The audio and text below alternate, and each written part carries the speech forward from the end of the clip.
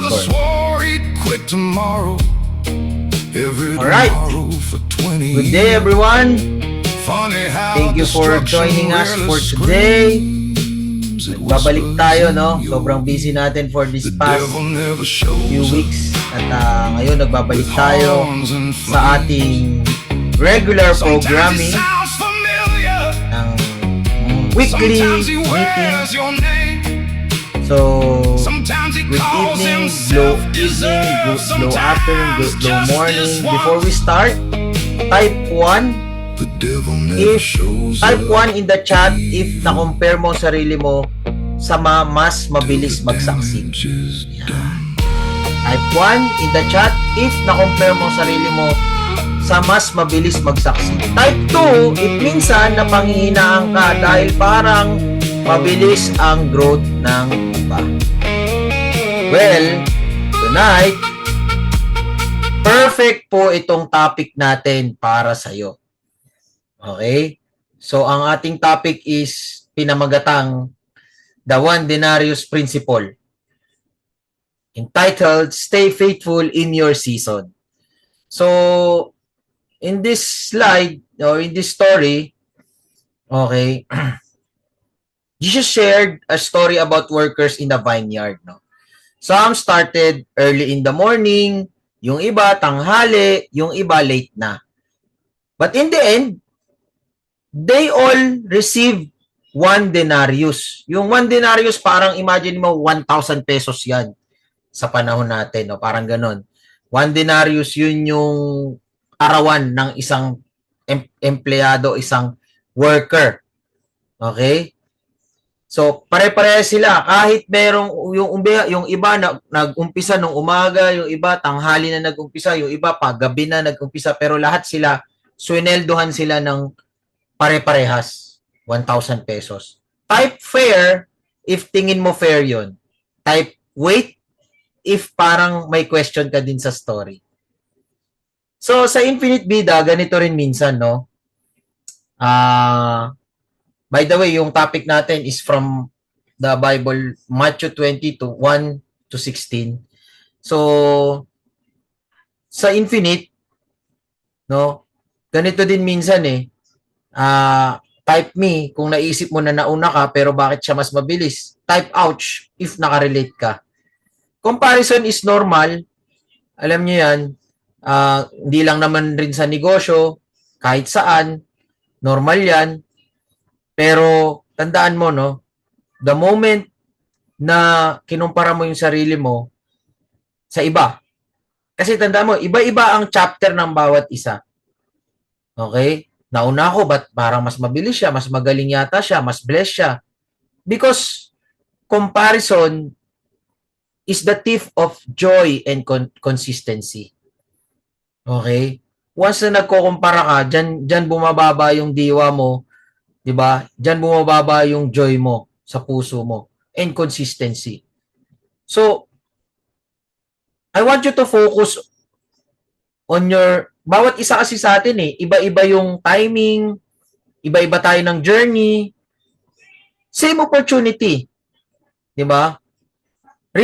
Ang real lesson ng parable is hindi pare-pareho ang timeline ng tao. May iba mga bloom early, maaga sila nag-bloom, pero hindi mo alam yung background niya na talagang dumating sa point niya na sa talagang yung isang kahig, isang tuka yan. Marami na siyang napagdaanan sa buhay. 'Di ba? Hindi mo lang alam. Hindi pare-parehong tao. Merong late bloomer, merong early bloomer, but success belongs to people who stay faithful. Okay? Dangerous yun kapag pinagkukumpara mo. Tanda mo, okay? Kaya nga tayo merong, di ba, Vital 5 Okay? Instead of comparing, focus ka sa assignment mo. Ano ba yung assignment mo? Yung Vital 5. Yung V, yun yung voice. Keep on presenting. I, inventory. I-move mo lang ng i-move yung products. Di ba? Trading. Di ba? Package ka ng package. Package ka ng package.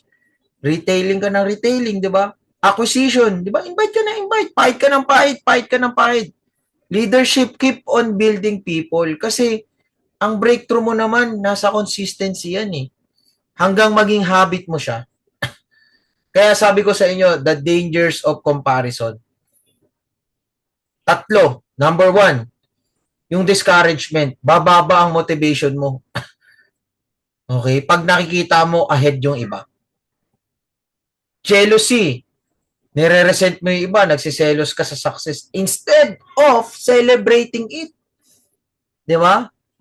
And last is quitting. Giving up before your breakthrough arrives.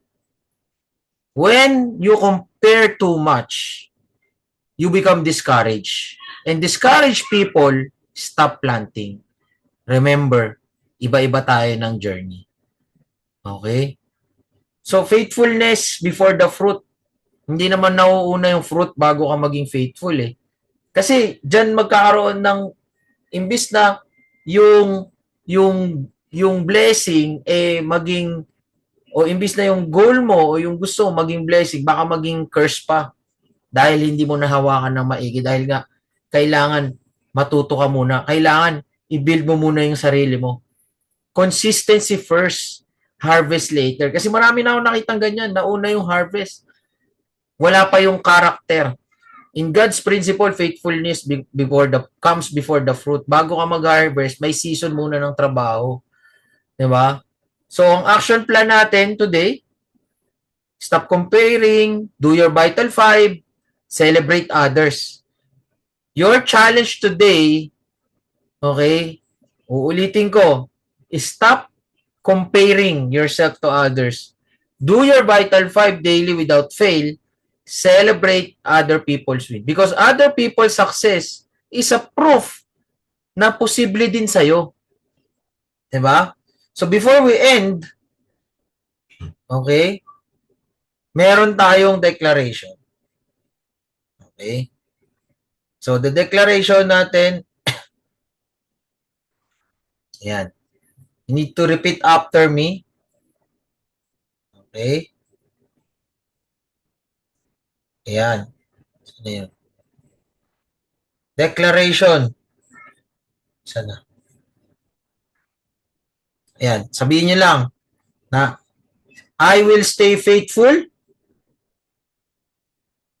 I will stop comparing. I will trust my season. I will grow my infinite vida business. Tanda mo, hindi paramihan ang hindi paramihan ng bilis, no? Hindi speed. Paramihan ng nananatiling faithful. Kasi yung mga nakikita ko mabibilis, wala na rin naman na ngayon eh. 'Di ba?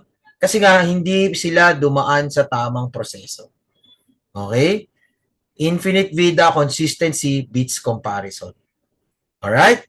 With that, maraming salamat, no? So my question to you is ano ang one word mong take away sa topic natin for today? Okay? And anong vital 5? Ano sa vital 5 ang focus mo bukas? And with that, guys, maraming salamat sa umaten. Hanggang doon na tayo. Muna, i-upload ko yung replay nito. Kung may natutunan po kayo, paki-comment po o paki-chat po dun sa ating Facebook group o dun sa chat room. Announcement din. Teka, stop ko na yung record.